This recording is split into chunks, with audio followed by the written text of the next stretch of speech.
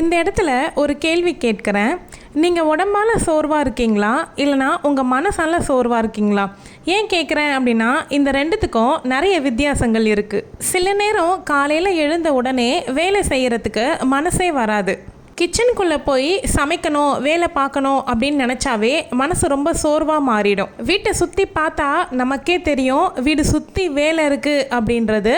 ஆனால் தெரிஞ்சும் கூட எந்த வேலையவும் எதையுமே தொடங்க முடியாத மாதிரி இருக்கும். நானும் இந்த ஃபீலிங்கை நிறைய தடவை ஃபீல் பண்ணியிருக்கேன். அதனால் சோர்வாக இருந்தாலும் எப்படி கொஞ்சம் கொஞ்சமாக மீண்டு வந்து வீட்டு வேலைகளை நான் முடிக்கிறேன் அப்படிங்கிற என்னுடைய அனுபவத்தை உங்களோட ஷேர் பண்ணிக்க போகிறேன். அன்பு சகோதரிகளுக்கு வணக்கம். நான் பிரியா. இதுதான் மனிதியின் குரல். வீடியோ எடுத்திருந்த அன்னைக்கு எனக்கு ஒரு 2-3 நாளாக ஃபீவரிஷாக இருந்து அதுக்கப்புறமா பேக் டு ரொட்டீன் வந்து அந்த மொதல் நாளை தான் வீடியோவாக எடுத்திருக்கேன். இந்த வீடியோவுக்கு இந்த டாபிக் நல்லாவே மேட்ச் ஆகும் அப்படிங்கிறதுனால இந்த டாப்பிக்கோடு வந்திருக்கேன். உடம்பு முடியாத நாளாக இருந்தாலும் சரி, சோம்பேறியான நாளாக இருந்தாலும் சரி, நம்மளுடைய நாட்கள் நின்று போகாமல் இருக்கிறதுக்கு எந்த மாதிரியெல்லாம் நம்ம ஃபாலோ பண்ணலாம் அப்படிங்கிறத தான் இந்த வீடியோவில் பார்க்குறோம். ஃபஸ்ட்டு டிப்பாக நான் என்ன சொல்வேன் அப்படின்னா, நான் என்ன பண்ணுவேன் அப்படிங்கிறதையே சொல்கிறேன். அந்த மாதிரி நாட்களில் என்ன நானே திட்டிக்க மாட்டேன். நிறைய பெண்கள் செய்கிற தவறு என்ன அப்படின்னா, அவங்களே திட்டிக்குவாங்க. நான் ரொம்ப சோம்பேறியாக ஆயிட்டேனா, நான் எதுக்குமே பிரயோஜனம் இல்லாத ஆள் ஆயிட்டேனா, நான் எதையுமே செய்ய மாட்டேங்கிறேனா அப்படின்னு அவங்களே திட்டிக்க தொடங்கிடுவாங்க. ஒன்று நம்ம ஆழமாக புரிஞ்சுக்கணும். நம்ம என்ன நினைக்கிறோமோ, என்ன யோசிக்கிறோமோ, அந்த எண்ணங்களுக்கு பவர் ரொம்ப ரொம்ப அதிகம். அதனால் நம்ம நினைக்கிறதாவே நம்ம மாற ஆரம்பிப்போம். அதனால் நம்ம எப்போவுமே சோம்பேறியாக இருக்கோம் அப்படிங்கிறத நினைக்கிறத விட்டுட்டு, நம்ம சோம்பேறித்தனமாக இருந்தாலும் அதிலிருந்து எப்படி நம்ம கொஞ்சம் கொஞ்சமாக வெளிவரலாம் அப்படிங்கிறத யோசிக்கணும். இன்னும் உண்மையை சொல்லணும் அப்படின்னா, சோம்பேறித்தனத்துலேருந்து வெளிவரத்துக்கு நமக்கு சில நேரங்களில் மோட்டிவேஷன் தேவைப்பட போகிறது கிடையாது.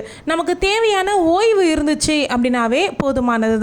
சோம்பேறித்தனமாக இருக்குது, எதையுமே செய்ய தோணலை அப்படின்னு நினைக்கிறீங்கன்னா பேசாமல் ஓய்வு எடுத்துருங்க. எல்லாமே அப்புறம் பார்த்துக்கலாம் அப்படின்னு நினச்சிட்டு கொஞ்ச நேரம் தூங்கணும்னு தோணுச்சு அப்படின்னா தூங்கி எந்திரிச்சிருங்க.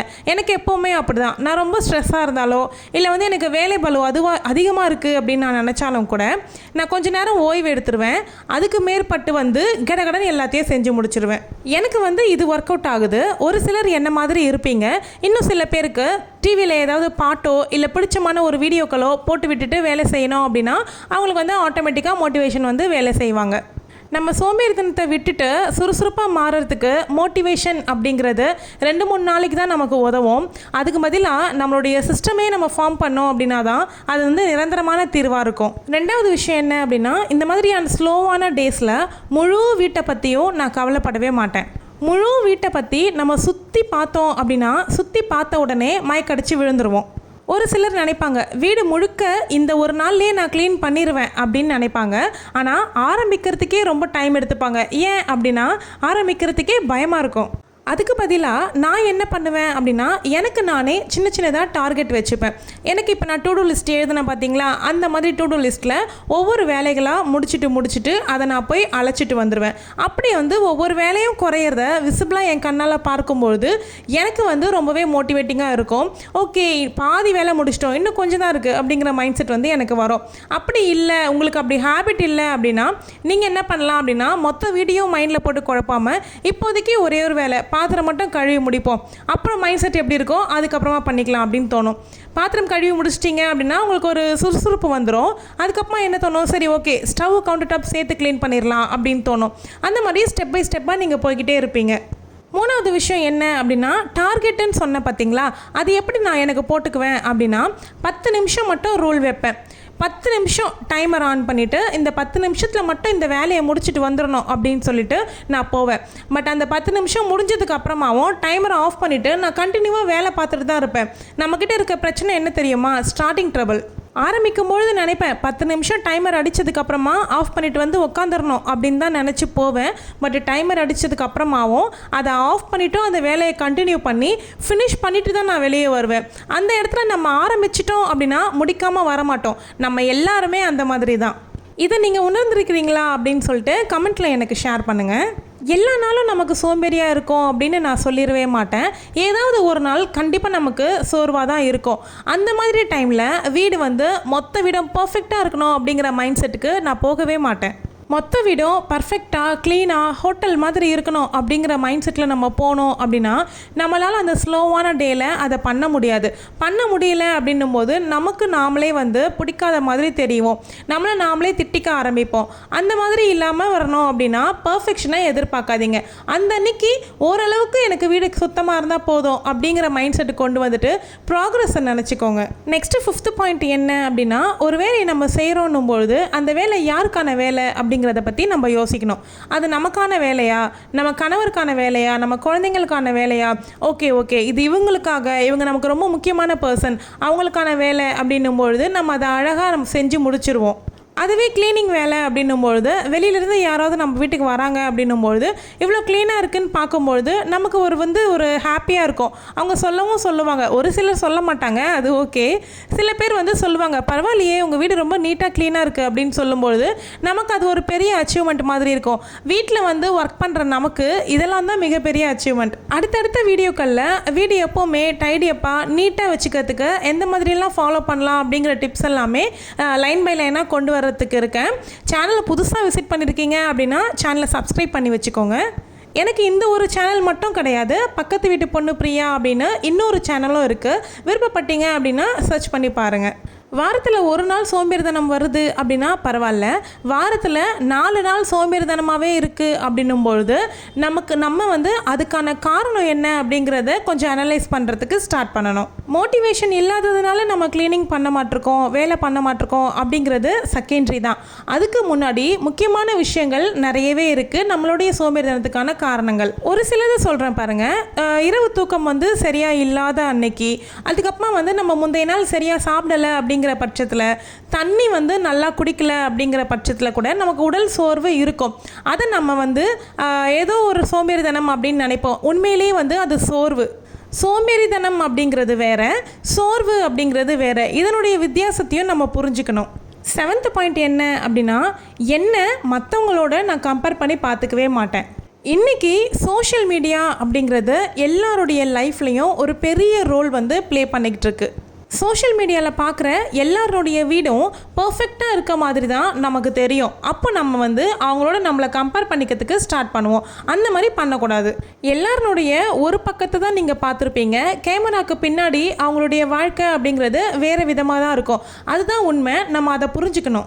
உங்களை நீங்கள் வேறு யார் கூடயும் கம்பேர் பண்ணி பார்க்கக்கூடாது. உங்கள் கூட தான் நீங்கள் கம்பேர் பண்ணி பார்க்கணும். என்னை எப்போவுமே என்னோட தான் கம்பேர் பண்ணுவேன். நேற்றையை விட இன்றைக்கி நான் 1% முன்னேறி இருக்கனா அப்படிங்கிறத தான் நான் எப்போவுமே பார்ப்பேன். 8வது விஷயம், முக்கியமான விஷயம், இதை உங்களை தவிர வேறு யார்கிட்டையும் நீங்கள் அதை எதிர்பார்க்கவே முடியாது. என்னன்னு பார்க்குறீங்களா? அதுதாங்க பாராட்டு. அந்த அன்னைக்கு எழுதி வச்ச வேலையை எல்லாத்தையும் முடிச்சிட்டேன் அப்படின்னா அன்னைக்கு என் தலை மேலே நானே கிரீடம் வச்சுப்பேன். 2-3 வேலை முடிக்கல அப்படின்னா தயங்கவே மாட்டேன். அந்த 2-3 வேலையை மறுநாள் ஸ்கெடியூலுக்கு நான் மாற்றி வச்சுட்டு முடிஞ்ச வேலைக்கு மட்டும் நான் செலிப்ரேஷன் பண்ணிக்குவேன். நம்மளுடைய மைண்ட் எப்போவுமே எப்படி திரும்ப யோசிக்கும், 10 வேலை எழுதி வச்சுருப்போம், 3 வேலை முடிச்சிருக்க மாட்டோம், 7 வேலை முடிச்சிட்ருப்போம். ஆனால் அந்த 7 வேலை முடிச்சதை பற்றி மனசில் நினைக்காம முடிக்காத அந்த 3 வேலையை மட்டும் நினச்சி ஐயோ இந்த வேலையை முடிக்கலையே, நம்ம பர்ஃபெக்ஷனாக பண்ணலையே அப்படின்னு மட்டுமே நினைப்போமே கண்டி. அதை விட்டுட்டு 7 வேலை முடிச்சிருக்கோம்ப்பா பரவாயில்ல அப்படின்னு நினச்சி நம்மளே பாராட்டிக்க மாட்டோம். அதை செய்ய ஆரம்பித்தோம் அப்படின்னாவே வெளியிலேருந்து நமக்கு எந்த ஒரு எனர்ஜியோ மோட்டிவேஷனோ தேவையே கிடையாது. இதுக்காக தான் நம்ம சேனலில் ஆல்ரெடி டு டூ லிஸ்ட் எப்படி போடணும் அப்படின்னு வீடியோ போட்டிருக்கேன். தேவைப்படுறவங்க சேனலை விசிட் பண்ணி பார்த்தீங்க அப்படின்னா உங்களுக்கு தேவையான நிறைய இன்ஃபர்மேஷன்ஸ் வந்து நம்ம சேனலில் வீடியோஸாக போட்டுட்டு வந்துட்டுருக்கேன். பிடிச்சிருந்ததுன்னா நீங்கள் வந்து தொடர்ந்து பாருங்கள். அதே மாதிரி நான் ஒரு சின்ன பிஸ்னஸும் பண்ணிக்கிட்டு இருக்கேன். நம்ம தலையில் வைக்கக்கூடிய ஆர்டிஃபிஷியல் ஃப்ளவர்ஸ் இருக்குது பார்த்தீங்களா, அந்த ஆர்டிஃபிஷியல் ஃப்ளவர்ஸ் வந்து நான் சேல் பண்ணிக்கிட்டு இருக்கேன். ஃபோட்டோஸ் பார்க்கணும் அப்படின்னு விருப்பப்படுறவங்க ஸ்க்ரீனில் இருக்க வாட்ஸ்அப் நம்பருக்கு மெசேஜ் பண்ணுங்கள். கால் பண்ணாதீங்க. கொஞ்சம் பேர் கால் பண்ணுறீங்க, அதனால் நீங்கள் மெசேஜ் பண்ணீங்க அப்படின்னா நான் கண்டிப்பாக உங்களுக்கு ரிப்ளை பண்ணுவேன். ஒன்றுமே இல்லை, ஆர்டிஃபிஷியல் ஃப்ளவர்ஸ்ன்னு மட்டும் நீங்கள் அனுப்புனீங்க அப்படின்னாவே போதும். நான் மற்ற டீட்டெயில்ஸ் எல்லாமே உங்களுக்கு வந்து சென்ட் பண்ணிவிடுவேன். விருப்பப்படுறவங்க ஆர்டர் ப்ளேஸ் பண்ணிக்கலாம். Okay, back to content. எப்போவுமே நம்ம ஸ்ட்ராங்காக இருக்கணும் அப்படிங்கிற மாதிரி நீங்கள் நினைக்காதீங்க. அது இயல்பு கிடையாது. எப்பயாவது ஒரு தடவை நம்மளும் வந்து சாதாரண மனிதி தானே, அதனால் நமக்கு சோர்வு அப்படிங்கிறது நிச்சயம் ஏற்பட தான் செய்வோம். அதை வந்து ஓவர் கம் பண்ணி வரணும்.